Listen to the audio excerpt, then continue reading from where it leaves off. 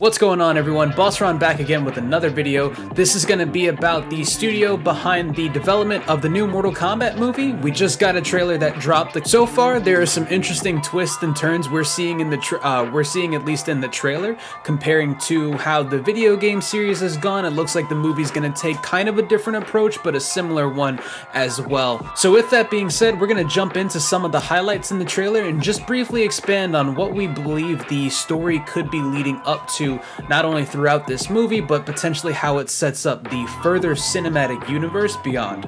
So up first, it looks like we got a run-in between Jax and Sub-Zero, and Sub-Zero looks pissed. Sub-Zero seems to be the second-tier bad guy in the movie. He's going along kind of causing some trouble for most of Earthrealm's champions, and even in here it looks like we do get a different approach to Jax's origin story, where Sub-Zero is actually going to be the one that'll, essentially just take away his arms and kind of give Jax his newfound powers from there. I'm curious to see I'm curious to see where the special forces need to get engaged, or I'm curious to see where the special forces actually feel they have to get involved with Sub-Zero, and just kind of what maybe the crimes are that he's actually committing and how bad they might be. Followed by that, we get a few shots of exposure, and then seemingly enough, we have a new character that's being introduced to at least the Mortal Kombat cinematic universe by the name of Cole.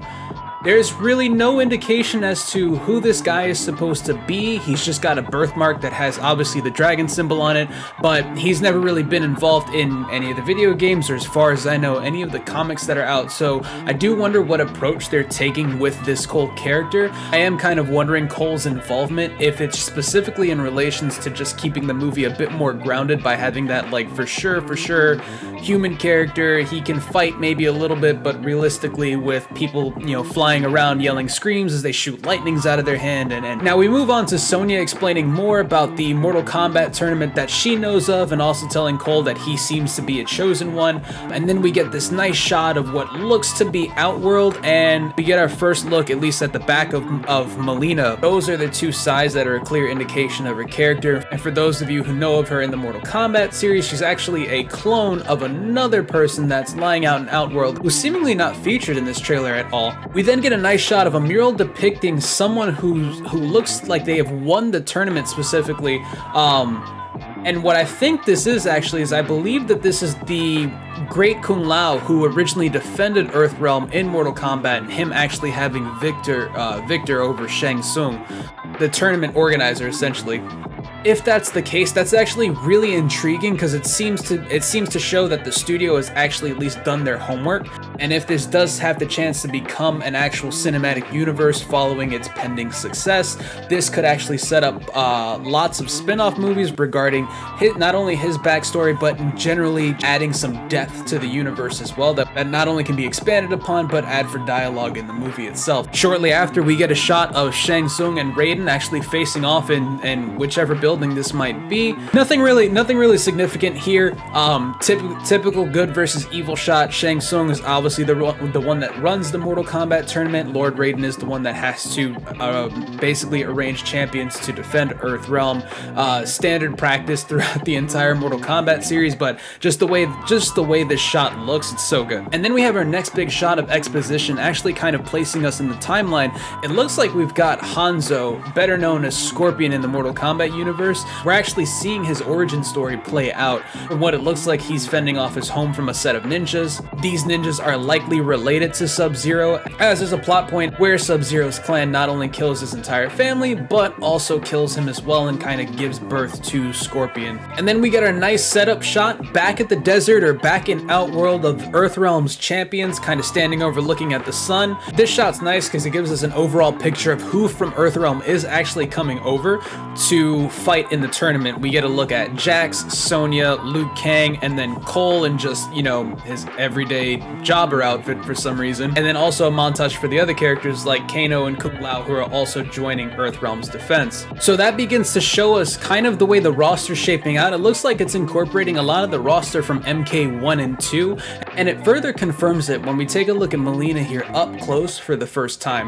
Now, for those of you who know me, I'm a big fan of Melina. She's typically one of the main characters I would always play in every installment that we've seen throughout Mortal Kombat. So looking at this shot, I'm a bit concerned for the character. Now, it definitely might be nitpicking, but just the way they have her shot and we kind of get a glimpse at her signature sharp teeth that are really just teeth with points at the end of them, as well as the reptile eyes. Those are cool, but mainly her big trait was always having the kind of the butterface gimmick where she has a really seemingly a really beautiful face, but then the entire like mandible areas is always some kind of like jacked up mess. As we expressed earlier, she is a clone of another character in the MK universe, so what I could believe would be happening here would almost be like she's actually going to be an experiment throughout the Mortal Kombat movie. So as the cinematic universe expands, we might see Melina as Mark 1 in this specific film. She'll likely die, she'll likely have a fatality performed on her, but with her being a clone and Shang Tsung having her DNA,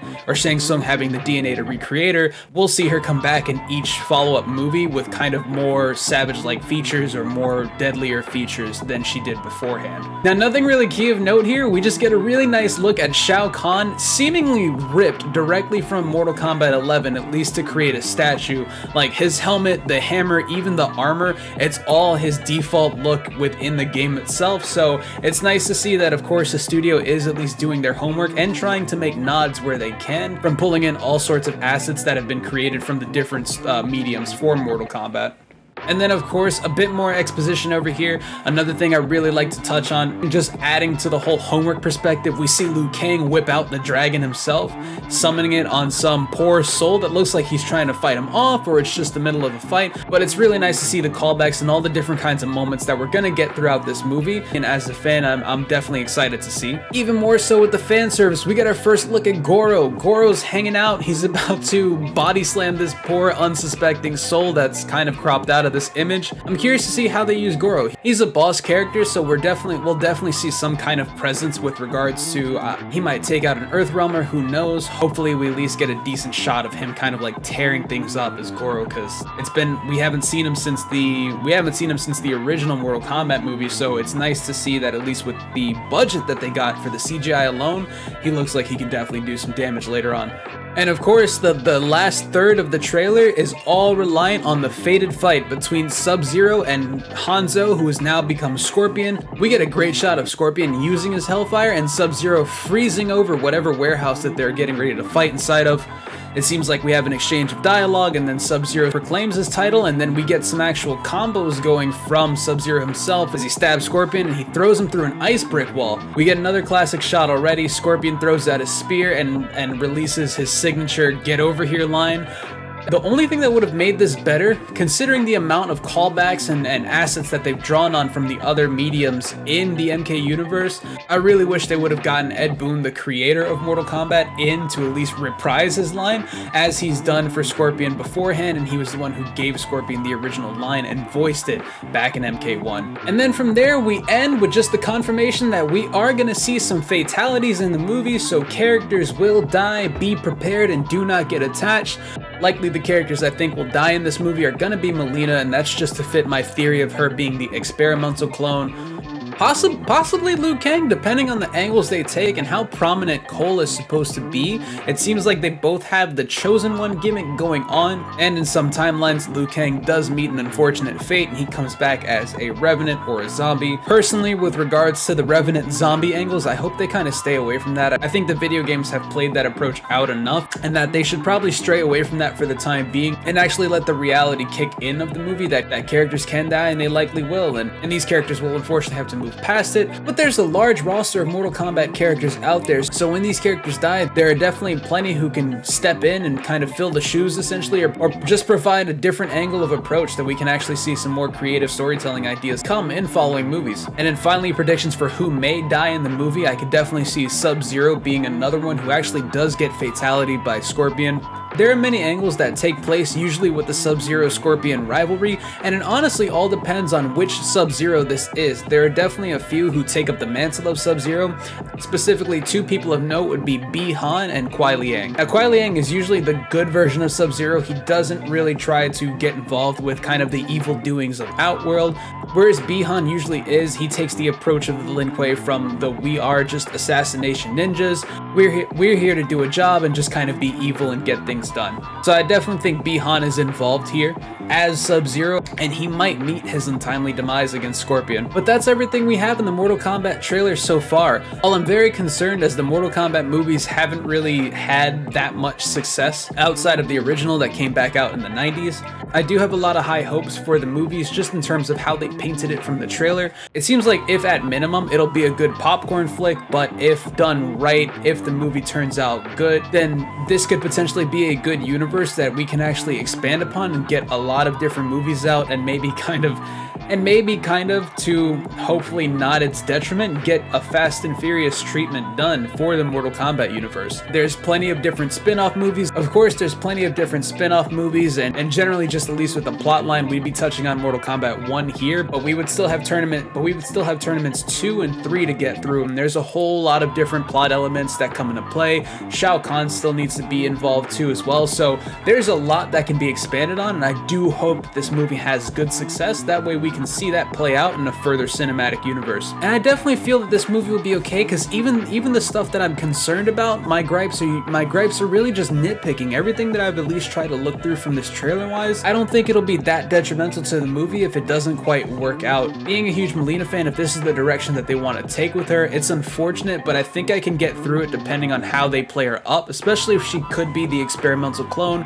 Jax's origin story changing where Sub-Zero is the one that actually takes away his arms versus it being another character in the universe by the name of Ermac is not really that big of an issue for me personally. Considering the character who does take his arms, you would still have to kind of explain how he comes to exist, and it doesn't really seem like they're going to play up the soul magic elements to the universe quite yet. My only other concern is that Johnny Cage is nowhere in this movie, and I think that was done specifically just to kind of take him away as the comic relief and actually make sure that we can set up the movie with his characters outside of it, and then possibly introduce Johnny Cage in the second one, where he's kind of the guy that's getting up to speed with what's going on, and he still doesn't believe everything, and it can definitely ground the story in terms of what Sonya or Jax is trying to tell him, and he's still the guy that's almost taking the Deadpool approach. Like, this has to be some kind of joke. Like, what's going on? I hope that Cole isn't necessarily going to be Johnny Cage's replacement. I hope if anything he could become a student under Scorpion. This would be in relations to Takeda from MKX, who is the son of another Mortal Kombat character, but then also the trainee of Scorpion himself.